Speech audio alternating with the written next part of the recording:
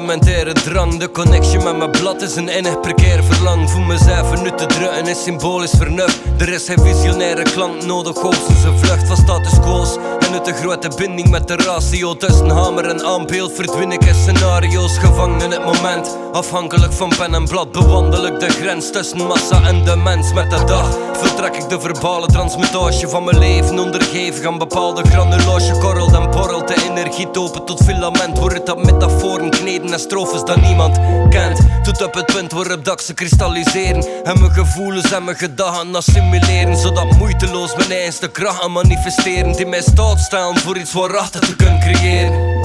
Al is het niet als een trending of bij ieder populair. Zorg het soms voor een Copernicose wending. Want het is wereldbeeld veranderend en revolutionair. Achter het lezen zet je 7 stappen evolutionair. Het soort teksten die het wezen zegt voor een mol. Was het een revolutie, Besorbium Celestium. Het is monumentaal, lijkt sculpturen van Bernini. En het is mij verbitterd van de naburige rendities. Het is puur op intuïtie. Zijn voortdurende permissie, lijkt Da Vinci. Is het letterlijk figuurlijke precisie. Dat ik hier bolwer in elk vers de klasse apart. Mijn rol sterken als verteller tot de hat in de nacht. Een nocturnale dromenvanger die me ramper moet maffen. Niks in een krak in mijn vak, dus ook van de hat naar de tak. Zonder dat ik het over zeg verliezen. Ik zit omnipresent in mijn schriversone ontbloot te komen verborgen talent. Voor zover dat ik kan, hok ik mee met de stroom. En toch doe ik mijn eigen ding, ik zit niet heteronoom. Ik schreef in het diepe flows dat ze proberen te klonen. Want ze zijn geometrisch prachtig, lijkt zee aan de maan. Voor zover dat ik kan, hok ik mee met de stroom. En toch doe ik mijn eigen ding, ik zit niet heteronoom. Ik schreef in het diepe flows dat ze proberen te klonen. Want ze zijn geometrisch prachtig, lijkt zee aan de maan. Soms is dus leven een droom, veel melodieke, unieke, fluïde, lucide momenten. Niet volledig synchroon met de normale gang van zaken. Ik straal op lange dagen op metaal en klank. De lagen en verhaal omvangritme. Herrem met mijn motor de respirage. Ik werd mijn licht op verloren communicatie. Ik heb respect voor de vorige generatie. Pioniers die papier niet versieren met onnozele gebrakken, genodeloze creaties. Als luisteraar verdwaal je in mijn narratieve helix. Maar je pikt de draad wel op, want mijn gedachten zijn symmetrisch op elkaar afgesteld.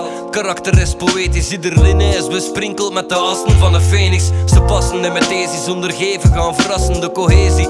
Assa geometrisch, niet plastisch, synthetisch, maar authentiek en origineel. Alfabetisch vorm ik strofes tot de kloppend gegeel. Soms ik subject dat de rek voor je ogen hangt. Soms zink ik aanwezig op een plek waar je me niet waarneemt. Dan was ik een hologram, af en toe zink ik onzichtbaar. Maar rest daar op een plek van leegte dat mijn raps manifesteren als onmisbaar. Je zou maar weten hoeveel keer dat nog mijn schrijf storen. Zoveel verloren tracks dat kan niet potentiële hits worden. De afstand aan mijn pennenpunt had afgeleid doorheen de laatste 2 decennia. Vol enkel uit te drukken in licht. Voor zover dat ik kan, hok ik mee met de stroom. En toch doe ik mijn eigen ding, ik zit niet heteronoom. Ik schreef in het diepe flows dat ze proberen te klonen. Want ze zijn geometrisch prachtig, lijkt zee aan de maan. Voor zover dat ik kan, hok ik mee met de stroom. En toch doe ik mijn eigen ding, ik zit niet heteronoom. Ik schreef in het diepe flows dat ze proberen te klonen. Want ze zijn geometrisch prachtig, lijkt zee aan de maan.